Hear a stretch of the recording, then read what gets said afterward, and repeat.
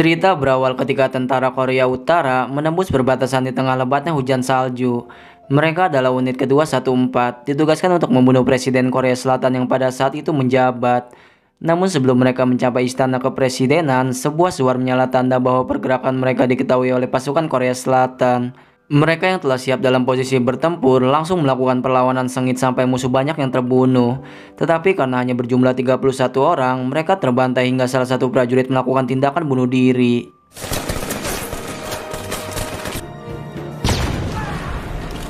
Di lain tempat, sekelompok yang diketuai oleh Kang Inchan mendatangi sebuah acara pesta pertunangan seseorang. Mereka berbuat kekacauan tanpa diketahui apa sebabnya, namun yang pasti ia berniat membunuh seorang target dengan cara menikamnya. Lantas ia melarikan diri di saat kepolisian mengetahui adanya sebuah penyerangan. Begitupun dengan satu-satunya tentara korut yang masih hidup, ia tertangkap oleh pasukan Korea Selatan bersamaan dengan Kang yang terkepung hingga menyerahkan dirinya.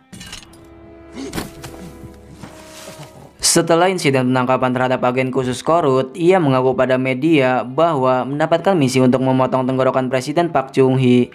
Sama halnya juga dengan Kang, pengadilan menjatuhi hukuman mati karena ia terbukti melakukan rencana pembunuhan dan berbagai tindakan kejahatan.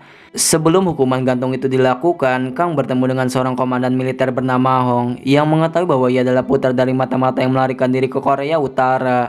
Ia pun diberi sebuah penawaran yang bisa membawanya terbebas dari hukuman mati dan tidak dianggap sebagai penjahat seperti sang ayah. Tepat di bulan April 1968, terdakwa hukuman mati dari berbagai kasus kriminal dibawa ke Silmido, sebuah pulau terpencil yang tak jauh dari kota Incheon, Korea Selatan. Para penjahat itu pertama kalinya disatukan, sehingga keributan terjadi sebelum mereka tiba di lokasi tujuan. Melihat hal itu, prajurit bernama Ser Sanjo melepaskan tembakan sampai semua dari mereka langsung terdiam. Bahkan mereka diperintahkan melompat ke air tanpa terkecuali atau rentetan peluru dan granat akan membunuhnya. Sang sersan pun pergi meninggalkan tempat itu setelah kapal diledakkan dan membiarkan para napi mengambang di laut meskipun beberapa dari mereka berujung tenggelam. Hal itu sengaja dilakukan sebagai langkah awal untuk menguji sejauh mana mereka mampu bertahan hidup.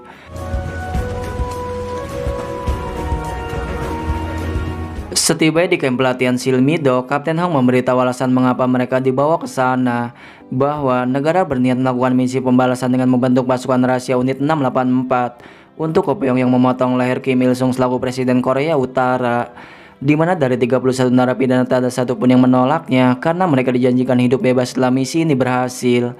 Di hari pertama berada di sana, mereka menjalani proses latihan keras yang sangat menyita mental dan tenaga. Setiap latihan didampingi oleh para tentara sehingga sangat terlihat bahwa mereka hanyalah sampah masyarakat yang tak memiliki secuil pun kelebihan.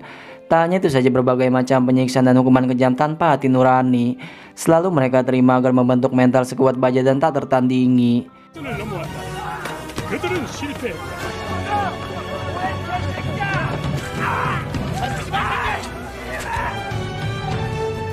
Kegiatan tersebut dijalani dalam kurun waktu berbulan-bulan, dari mulai latihan mudah sampai menembak target yang memerlukan fokus tingkat tinggi. Selain itu, para napi diajari untuk tetap menutup suara meskipun ditangkap dan disiksa oleh musuh. Salah satu penyiksaan pun dipraktikkan langsung kepada mereka dengan menempelkan besi panas ke punggungnya sampai melepuh. Hal itu membuat hampir seluruhnya gagal dengan berteriak menceburkan diri ke sungai, di mana hanya 3 orang terkuat yang berhasil lolos. Mereka adalah Kang, Sang Pil, dan Gunje yang bertekad ke Pyongyang untuk menghabisi Presiden Korea Utara.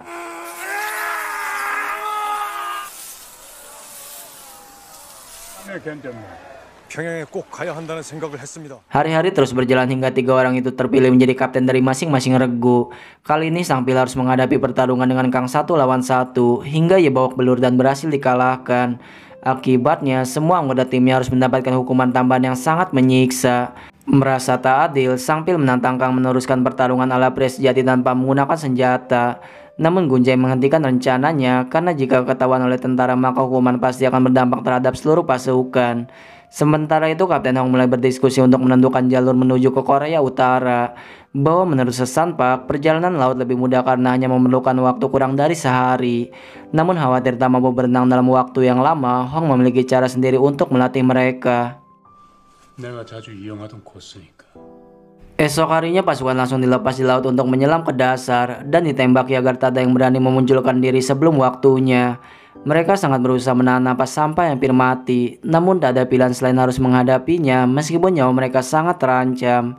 Mereka yang semakin kelelahan terus dipaksa mengikuti latihan kejam dengan rintangan jauh lebih ekstrim, di mana kini mereka harus melewati jembatan menggunakan seutas tali dalam waktu 65 detik, dan jika lebih dari itu maka tentara akan menembaknya. Melihat jatuhnya salah satu napi, mereka semakin menggigil diselimuti rasa ketakutan yang besar. Hal itu membuat mereka melakukan segala cara demi cepat tiba di seberang, termasuk memerintahkan napi lain menggantung dirinya karena tak mampu meneruskan perjalanan. Maka saat masih memiliki waktu yang tersisa, Kang pun kembali ke jembatan berniat untuk melakukan pertolongan. Namun karena tak kuat menopang tubuhnya, temannya jatuh menghantam kerasa batu sampai tewas. Kematian itu membuat mereka sadar bahwa hanya kepada diri sendirilah mereka bisa menggantungkan harapan. Karena tak ada yang tahu kapan mereka akan tewas atau bisa saja selamat namun mempunyai nasib tragis seperti Chansu, di mana ia masih hidup setelah jatuh dari ketinggian, namun kakinya patah hingga Zhao memutuskan mengembalikannya ke penjara. Menolak kembali ke sana karena tak mau membayangkan akan digantung, ia memohon agar dibiarkan tinggal meskipun harus bekerja menjadi tukang masak. Maka saat para napi berlomba-lomba menyetujui, Zhao tidak memiliki kuasa untuk menolaknya. 좋은 기회다. 군인 있는지 잊지 마라. 여긴 실미도야. 2 tahun dididik untuk membunuh, tekad mereka semakin kuat hingga kemampuannya meningkat jauh melebihi para tentara. Mereka yang dulu tak memiliki bakat apa-apa, kini berubah menjadi penembak mahir yang siap turun di medan pertempuran. Bahkan seluruh teknik menyelam dan menyeberangi tambang yang sempat menjadi latihan tersulit, kini menjadi hobi baru yang bisa dilakukan sehari-hari. Pada malam itu, mereka membuktikan bahwa mampu melewati masa-masa pelatihan hingga benar-benar diakui. Sang kapten pun mengumumkan bahwa mereka akan berangkat misi pada besok malam dan diizinkan menikmati waktu bersenang-senang sebelum akan dikirim ke Korut. Singkat waktu keesokan malam saat hujan deras, pasukan berbaris untuk mendengarkan pesan terakhir dari Kapten Hong. Mereka dipercaya menjalankan misi tanpa diawasi oleh para prajurit dan hanya memiliki satu tujuan untuk menghabisi Presiden Kim Il-sung.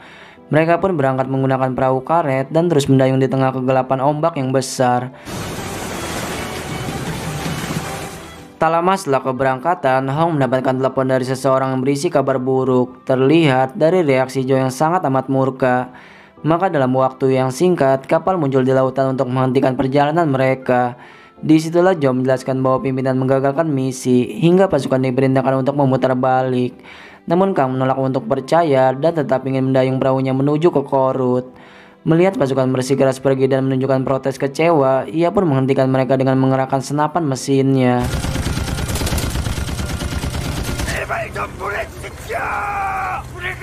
Esok hari setelah kejadian tersebut, Hong langsung menemui atasannya untuk meminta alasan pembatalan misi. Namun atasannya terlihat tak peduli dan hanya mengaku bahwa intelijen yang sudah memberikan kewenangan. Akibat jenuh karena berada di pulau dengan waktu yang tak jelas, Won dan teman satu timnya Jae-yong berhasrat melakukan pemberontakan. Mereka diam-diam pergi melarikan dirinya sehingga Zhao menghukum seluruh napi berikut tentara yang lalai berjaga. Ketika proses pencarian mulai dilakukan, kedua pria bejat itu menyusup ke asrama dokter untuk memenuhi nafsunya secara bergilir. Mereka menikmati semua perbuatannya tanpa rasa bersalah sebelum semua pasukan datang mengepung posisi mereka. Terlanjur tertangkap basah, mereka pun mengancam akan membunuh dokter itu jika tidak dibebaskan. Namun karena ancaman tak berpengaruh bagi orang sekelas Zhao, mereka lebih baik mati daripada menjalani hukuman yang seberat-beratnya. Maka tepat ketika belati ditusuk ke tubuh Jae-yong, pasukan menerobos masuk mencegahnya.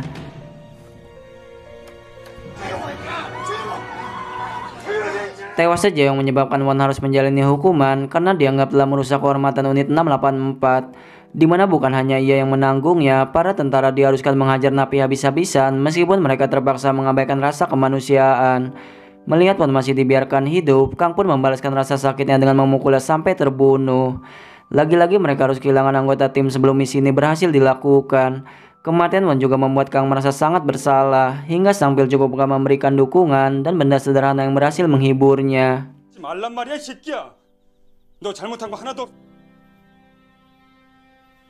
Di hari berikutnya Hong kembali meminta kejelasan tentang kapan pasukan berangkat ke Pyongyang.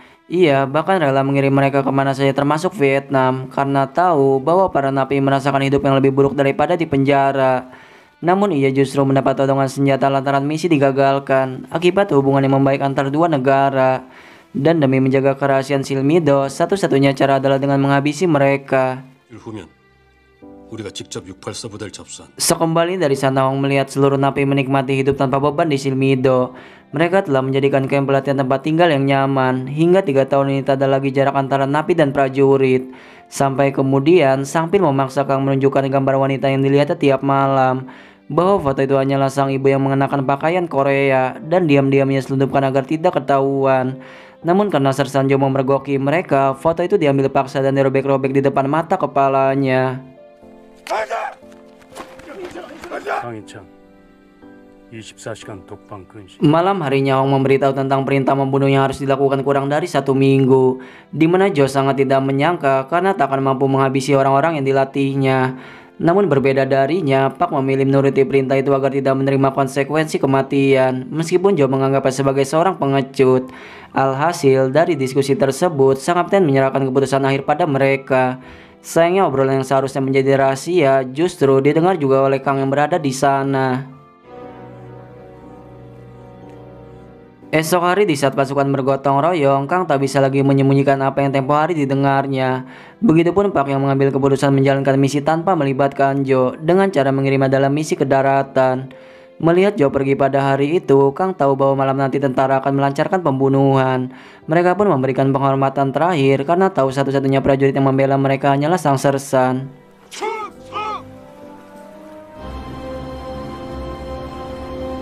Seperti dugaannya, semua tentara ditugaskan menghabisi para napi sebelum pagi agar menghindari serangan balasan. Namun karena telah mengetahuinya, mereka pun siap menghadapi pertempuran meski musuhnya bukanlah Korea Utara, melainkan prajurit yang mendampingi mereka. Pasukan pun mulai menyusup dan membunuh satu demi satu prajurit untuk mengambil senjata mereka. Di mana setelah mendapatkannya, para napi langsung melakukan bombardir tepat ketika Pak baru saja ingin memulai misi pembunuhan.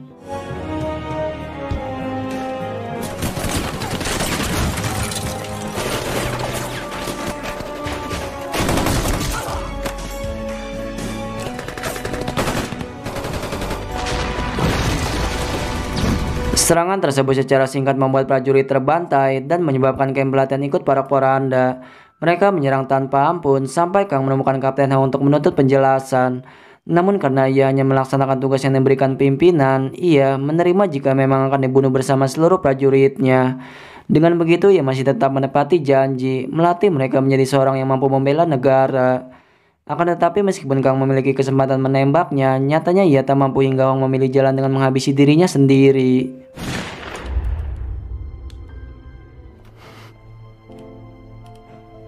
Melanjutkan pertempuran, mereka tetap mengejar sisa prajurit yang kini berusaha lari pontang-panting, di mana tak ada seorang pun yang dibiarkan lolos, termasuk Gunja yang terpaksa membunuh tentara yang selama ini melatihnya. Ketika hanya tinggal paksa orang, ia pun terpojok di antara jurang dan totongan senapan. Maka ia berakhir memohon pengampunan, namun mereka tak memberikan maaf melainkan tembakan yang mengakhiri hidupnya. 너희 같은 범죄자 출신이랑 우리들이 어떻게 가? Setelah melihat banyak kematian teman seperjuangan, 20 orang itu sadar bahwa melanjutkan hidup sudah tak ada artinya. Mereka pun menyeberang ke Seoul untuk menunjukkan pada dunia keberadaan mereka dan berganti seragam dengan membajak bus kota bertujuan ke gedung sang presiden. Di pertengahan jalan, pemberitaan mengungkap bahwa mereka dianggap prajurit Korea Utara yang akan melakukan pemberontakan. Hal itu membuat mereka merasa diinjak-injak dan memutuskan menerobos jalan yang telah diblokir pihak kepolisian. 요즘엔 무장 공비들한테 김일성이 뭐가지 따오라고 시키나 보지?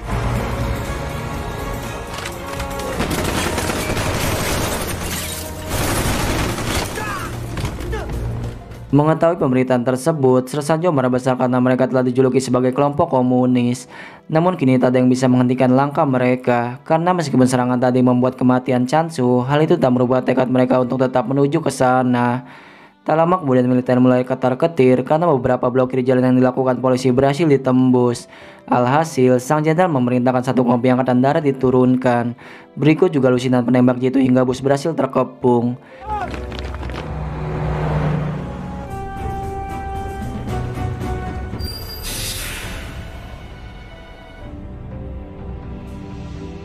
Mereka pun berusaha mempertahankan hidup ketika gempuran dilakukan tanpa henti dan menyebabkan satu persatu dari mereka tumbang karena tak memiliki amunisi untuk membalasnya. Naas, ketika Joe berniat untuk menghentikan penyerangan, ia diusir karena tak mempunyai wewenang dalam misi ini. Maka sebelum kematian menjemput mereka, sang Pin memberikan potongan foto ibu Kang yang pernah dirobek sersan Joe. Mereka pun mengukir namanya di dalam bus dengan lumuran darah dan membiarkan warga sipil keluar dengan aman. Baru setelahnya mereka mengakhiri hidup dengan cara yang tragis sekaligus diingat dunia.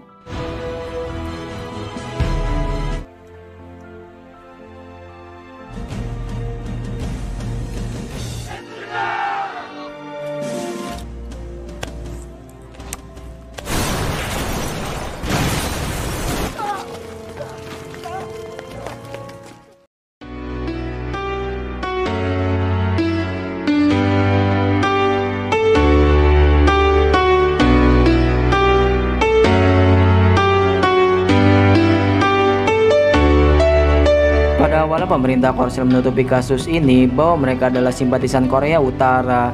Namun puluhan tahun kemudian, informasi mengenai unit ke-684 pun mulai terbongkar seiring dengan berakhirnya era kediktatoran negara tersebut. Begitulah cerita kelam Shin Mindo dan beberapa rahasia di baliknya, menunjukkan pada kita bahwa tidak semua kisah akan menunjukkan cerita aslinya, namun beberapa juga menjadi sejarah yang dirangkai manusia. Saya akhiri pembahasan kali ini dan sampai berjumpa lagi.